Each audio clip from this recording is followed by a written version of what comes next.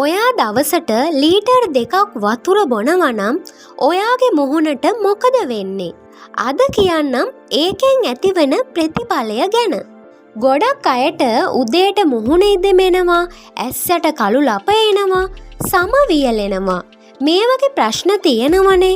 අපි හිතන්නේ මේකට මොනාම හරි ක්‍රීම් එකක් ගන්න ඕනි කියලා. ඒත් විසඳුම තියෙන්නේ සල්ලි වල නෙවෙයි. නොමිලේම ලබා ගන්න පුළුවන්.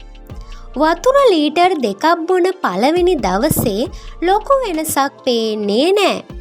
ඒත් නිතරම වැසිකිලි යන්න වෙනවා. තුන්වෙනි දවස වෙනකොට මුහුණේ ඉදිමුම ටිකක් අඩු වෙනවා. උදේට නැගිටිනකොට ඔළුව බරගතිය වගේ අඩු වෙනවා.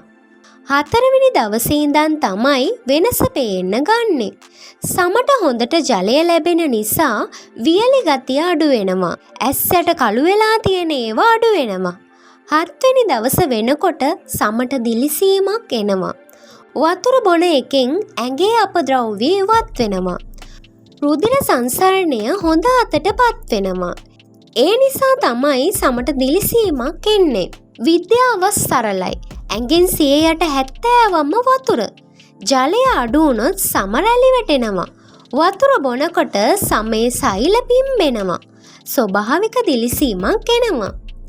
ඉතින් ඔයා try කරලා බලන්නකෝ වතුර බීලා ඔයාගේ මූණ ලස්සන කරගන්නේ කොහොමද කියලා.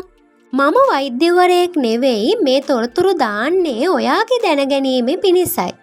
මේ වගේ වැදගත් වීඩියෝ නරඹන්න ආසයි නම් මගේ channel එකත් එක්ක එකතු වෙලා ඉන්න. ස්තුතියි.